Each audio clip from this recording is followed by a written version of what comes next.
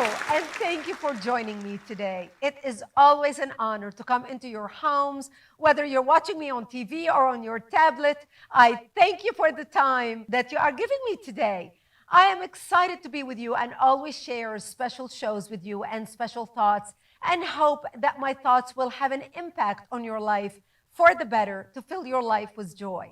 The topic for today is don't let your past bleed all over your future. They say if you don't let go of your past, you will bleed all over your future. Life is unfair. So many of us who go through challenges find it hard sometimes to just get up, wipe your tears, and move forward. A lot of people tell me, but Brigitte, I was abused as a child. I was passed for this promotion at work. I lost my mother. My husband cheated on me. I can't believe I got cancer. Being alive means being faced with challenges all the time. None of us can go back and change the past. You just have to make peace with it.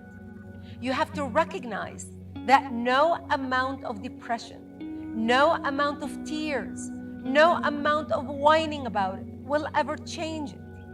I'm not saying do not cry. I'm not saying do not mourn. You do not feel sorry for yourself. You have to. But you can and you should do all that. After all, we are all humans and we all go through the same experiences pretty much. Dressed up in different clothes, carrying different names, speaking different languages, depending on the country we live in. Nothing new under the sun. Humans will always be humans. But what I'm saying to you is, after you cry and whine and talk to your best friend, you lift your chin and you decide, yes, it is a choice, that enough is enough. Time to move forward and pick up the pieces and start building a new beginning. The secret to overcoming and growing is letting go of the things you cannot change. I spent my 20s crying over my youth, angry at God for robbing me of my childhood, teenage years, and then my parents. I'm an only child. I lost both my parents within 9 months of each other. I became an orphan at the age of 22. By the time I was 30, I was full-fledged atheist. I didn't want to have anything to do with God or anything to do with faith.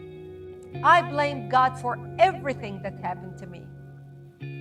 I took it out on Him for the mistakes and betrayals Christians at my work did with me. It was His fault. I needed someone to blame and someone to lash at. I know exactly how it feels to be so hurt you can't even breathe because your heart is so broken. I know what it is like to not want to get out of bed in the morning. At the age of 26, I met a dear friend named Dan Smith. I was sobbing one day, complaining about some people who hurt me deeply. Dan was like a father figure to me and a dear friend to me and my husband. After watching me cry for 6 months, he wiped my tears one day and said to me, "Look, they hurt you once. Don't hand them the opportunity to keep hurting you every day for as long as they wish. They are not worth your tears." For some reason, that message resonated with me in such a way that I know that day was a turning point for me. I learned that day that whoever hurts you, shame on them for doing it. But if you continue to allow them and the memory of the hurt to continue hurting you, shame on you. It is easier said than done, but you have to do it. We all heard the saying, misery loves company. After all, you can always find someone to commiserate with. But the best advice I can give you is find people who are happy, joyful, successful, and become their friend. They say we are the product of the closest 5 friends we associate with. Have you noticed that when you are around happy and energetic people, you feel uplifted? They smile, and in return, you put a smile on your face. Have you noticed that when you walk down the street and someone smiles at you, you subconsciously smile back? It is a natural reaction. It is not that these people do not have any problems. Believe me, everybody has problems. It's not that these joyful people do not have things they worry about, or do not have pain, or felt betrayed, or didn't get what they want in life. It is that they decided that morning, they chose to smile and pick themselves up and keep on hoping for a better tomorrow. They say smile, and the whole world smiles with you. A lot of friends who knew me from my TV years when I worked in Jerusalem never knew anything about my past. That I was raised in a bomb shelter, that I had to crawl in a ditch to get some water, that I had to dig for grass to eat, that I had to freeze at night without heat in the tough mountain winter where I lived in my bomb shelter, that my parents had to sell their gold filling in their teeth so I can go to school. They had to wear dentures. When I started speaking out after 9/11, when my book came out, especially in 2006, my biography titled Because They Hate. And if you haven't read that book yet, it is a must-read, a New York Times bestseller. When the book came out and my friends read it, I was receiving emails and calls from all over the world.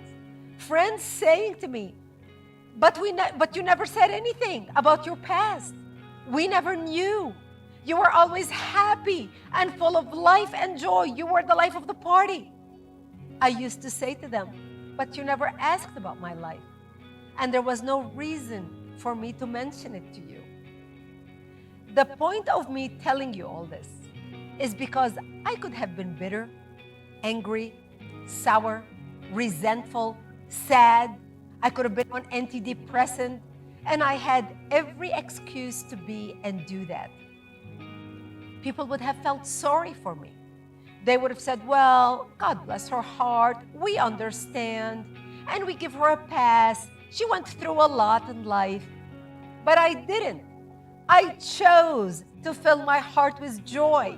I chose to make lemonade out of lemon. I chose to wake up in the morning and be grateful I am breathing and I'm alive to see another day. I was grateful I didn't lose my leg in the war, or an arm, sight, or my hearing like my dad did. I am still alive, even though I buried most of my friends by the time I was 20. I only had 4 friends alive when I was 20. I was grateful for that. Yes, my parents died early when I was 22. They never saw my children.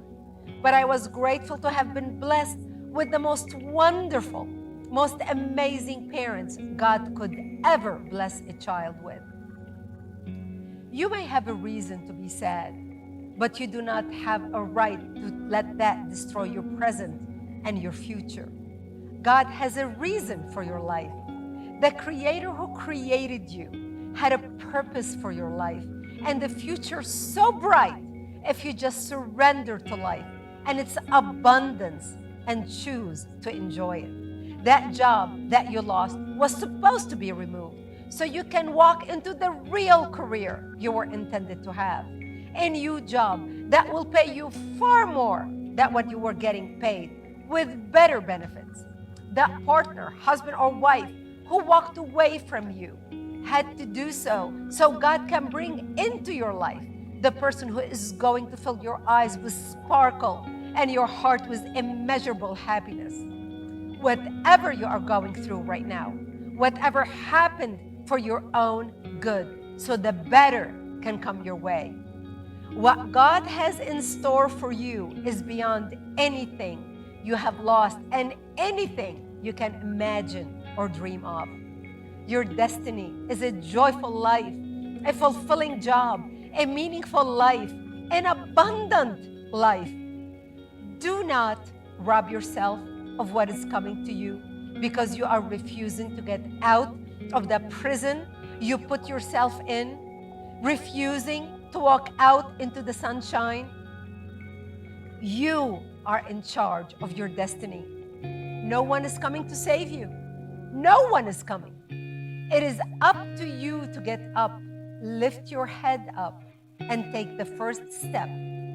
Sometimes we hold on to that boat for so long, refusing to get off, even though we know we should get off, that God has to flip the boat to get us off.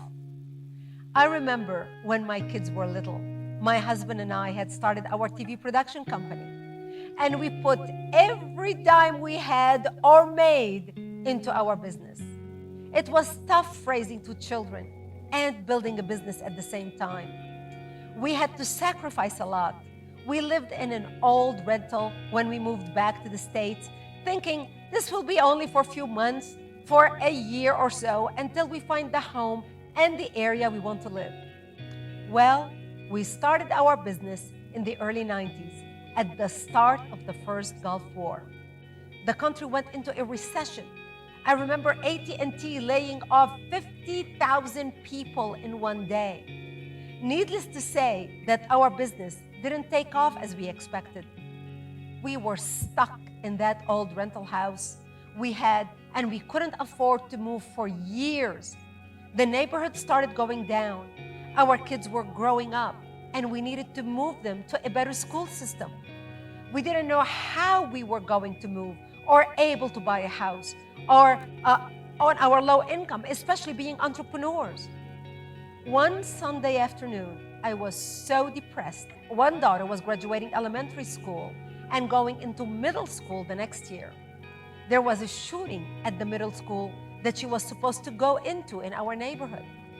I was praying and hoping, but didn't see a way out. We needed to get out.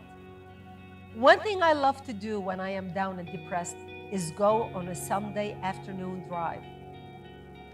We put the kids in the car and drove towards the country, about a 20-minute drive from where we live. We noticed a new neighborhood being built with new model homes. I always loved looking at model homes and getting decorating ideas. My husband and I stepped out to see this model home. We walked in and walked around looking around.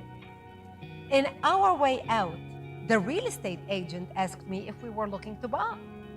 I said, "No, thank you. We are just looking around."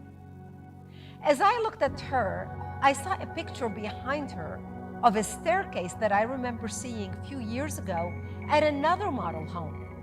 It was a curved staircase, very elegant, in a Mediterranean-looking home. I had fallen in love with that house, but knew there was no way back then I can afford it. She noticed I was looking at the picture. She said to me, "You know, we can put this same staircase in this home you are standing in." She continued, "As a matter of fact, there is a beautiful lot at the head of a court in this neighborhood just around the corner that the person who had bought it couldn't get a loan. And we can put this house with this staircase you are looking at on that lot. The house will be ready in 3 months. How soon do you need to move?" This was in May. The new school year starts in September, after Memorial Day, which gave us 3.5 months, the exact time to move the kids to this neighborhood in time for the next school year. We left and we talked to our banker to see if we can get a loan. And lo and behold, our financial institution had started a new program, which we qualified for, which got us into that house, my new dream house with my dream staircase, with one of the best public school system in the city. We moved into that house in August of 1999. Just when you think there is no way out, a path will appear. All you have to do is believe that when a window closes, another door opens. It is the law of the universe. If you believe it, if you can see it, if you can speak it into being, it will become your reality. This is why in every religion, the Bible says, "Knock and the door shall open." In Buddhism, they say, "Believe and you shall receive." It is a law. Your best is yet to come. Your brighter days are ahead of you, not behind you. Whatever happens to you, it is to improve your life in the long run. Everything you have ever gone through is to teach you a lesson, to refine you to be the best version of yourself, to grow, to shine, to change the world in your own way. Embrace it and look to the future. The best is yet to come. If you were impacted by my message today, drop me an email and let me know. I would love to know your story. And please let me know if I can share it. If you have a prayer request, please send it to me. I am a huge believer in the power of prayer, the power of many people sending their voices to the heavens. I would be so grateful if you would support this show so other people can be touched, saved, and encouraged. So this message and many more like it can continue to impact those who need to hear it. You can send your gift to the address on the screen so together we can change the world and impact hearts and minds. So until I see you again, always remember, live passionately.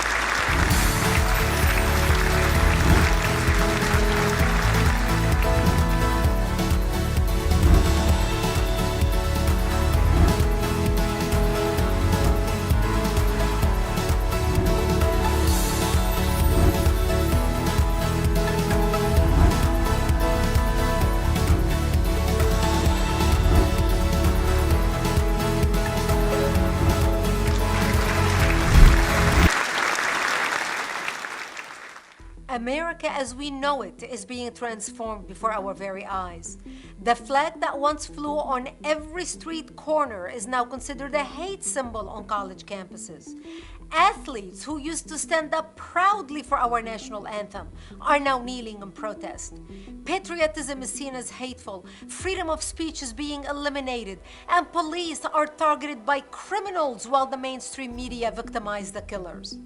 Our public schools are promoting propaganda, and our borders are wide open.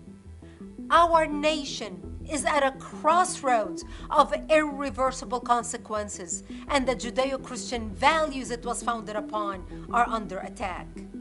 Will you sit back and let the greatest nation on earth slowly fade away? Or will you stand up and be counted? I know many of you are frustrated, but do not know what to do. Join Act for America, the largest grassroots movement devoted to preserving America's culture, sovereignty, and security. We are 1.7 million patriots strong. We have 1,000 chapters nationwide and helped pass 124 bills on the federal and state level to protect and preserve America, and we need you engaged. Start a chapter, join a chapter, and sign up to receive our action alerts. We will notify you when there is a bill coming down for a vote in your state, so you can contact your elected officials and make your voice heard. We make it so easy for you to take action. We have an email pre-written for you, a petition you can sign, social media posts you can post directly on your social media, and tag your elected officials. We even give you their phone numbers with a script to call them. You don't have to think about what to say. We named the organization Act for America. Not think about America, wish for America, hope for America, or pray for America. You can do all that, and you should, but without taking action, nothing happens. Go to actforamerica.org today and sign up. Together, we rise in defense of our security, our freedom, and our Judeo-Christian values, and win. Hello, and thank you for calling the show. Who is this? This is Ruthie Dickey from Amarillo, Texas. Oh, Ruthie, thank you for calling the show. Amarillo, I love Texas. How are you today? I am good. Good, good. Tell me about yourself. Well, I want you to know that I went to D.C. in 2017 for Act of America. Oh, the wow. conference you were there. And it was so amazing. My eyes were opened to so many things that are going on, not just in America, but around the world. And it was so enlightening. And I just want to thank you for all that you've done, the powerhouse that you are, and how you Thank stand up for you. freedom and liberty and all those things that we hold dear. Thank you so much for your kind words. Oh my goodness. So you came to DC, so you must have come to our national conference then.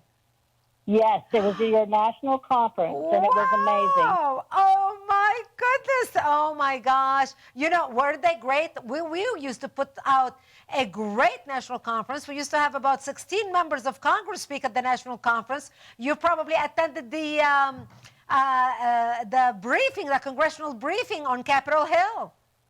Yes, yes, and it was so enlightening. I guess I just didn't realize what really goes on in DC, and I still don't realize completely. But your conference opened my eyes to a lot of different things.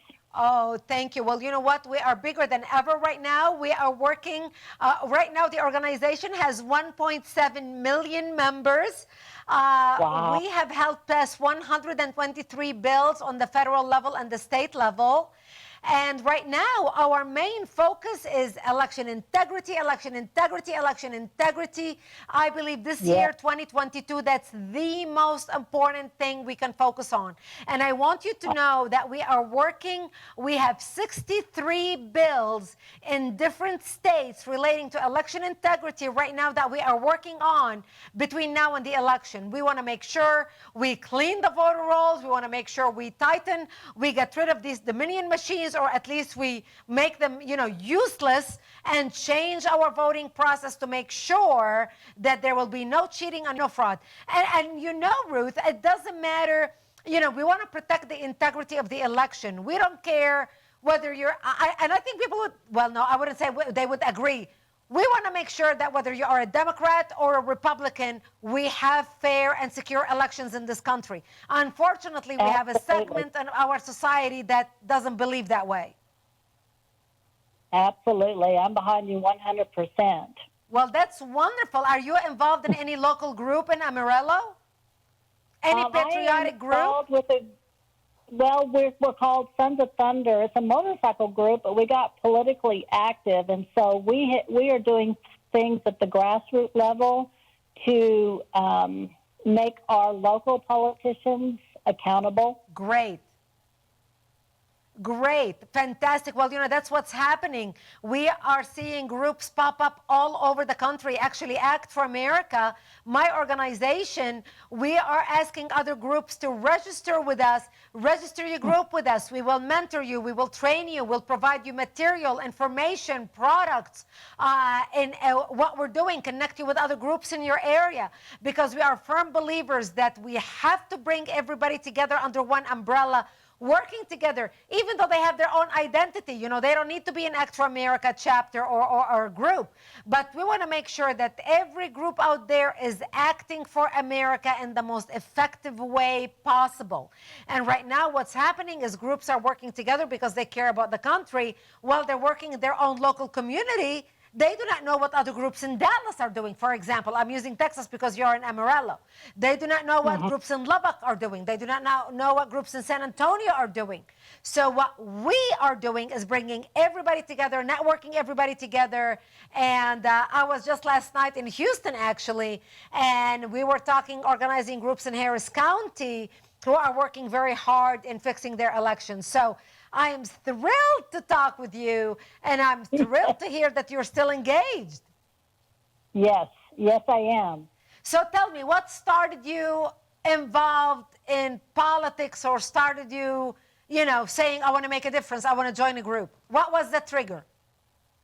Well, I think for myself, I'm a believer, and I didn't like the climate of the country. I didn't like what was going on.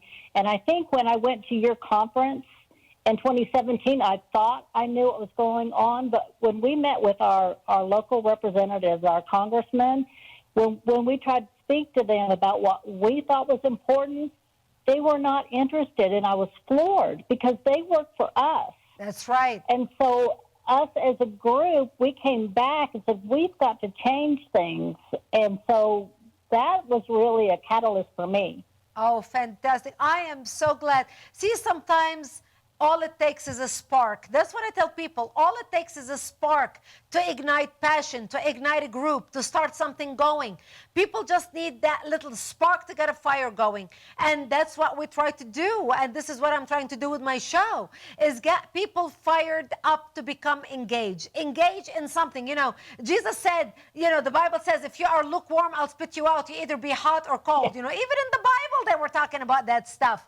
And we are in a society today where that people became mediocre. You know, they got so lazy sitting on their couches, watching television, watching entertainment, and really losing touch of what made this country great, what made America great. People coming together, neighbors coming together, communities working together, connecting with our leaders. Our leaders were actually representatives of the people. Right now, our leaders are not representative of the people, and the people know it. And that's why President Trump really struck a chord with people, because he struck a chord even though he was a billionaire. I mean, you would think of all people that the average person cannot relate to. You know, they're not going to relate to a billionaire. But they related to the billionaire who was one of the people, who understood the greatness of America, the exceptionalism of America, and who cared about the average person. And that's what we're trying to do. So I thank you for your call. I thank you for your input. And I encourage you to go to our website, actforamerica.org, actforamerica.org. Sign up to get our action alerts. Register your group with us. Together we can make a difference for the country. Okay, I'm more than willing to do that. Sounds wonderful. And I think that people need to realize that we need to do this for our children and our grandchildren. That's because right. Our country is becoming unrecognizable, and if we don't do something now, we're going to lose it altogether. I agree with you 100%, and I just want you to know, as I'm speaking to you right now, my daughter is giving birth to my third grandbaby, a baby boy who's probably being born now, and I'm speaking with you. So I have 3 more reasons for me to fight to death to save this country. And like you said, you know, once you become a grandparent, then you can see the future. Then it's not just about our children who are adults, it's about the grandkids. And you see those grandkids and you think to yourself, I'm gonna be gone, you know, when they are adults and they are parents themselves. And what type of world am I leaving them? It is our responsibility. It is our duty to leave them in America better than the America we were born into, better than the America we are living in now.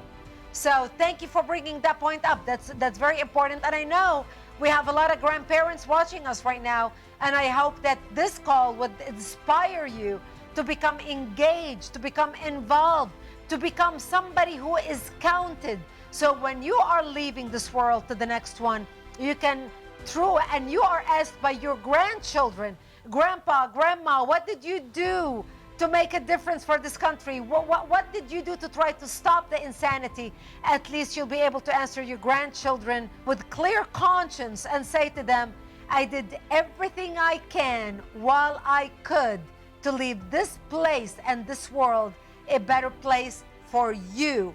And I hope all of you watching us right now, if you are a grandparent, you could truly think about this answer and truly make the pledge that you'll be able to answer that question and say this to your grandchildren on your dying bed. I hope this message resonates with you, and if it does, please go to actforamerica.org, actforamerica.org. And I named the organization Act for America. Not think about America, not wish for America, not pray for America. You can think and wish and pray, and you should. But without acting for America, nothing happens, nothing changes. So act for America. Go to actforamerica.org. Sign up to join us, sign up to get our emails and action alerts. And if this message resonates with you and you can stand with us and support our work financially, by all means, please do that. I would be so grateful for your support.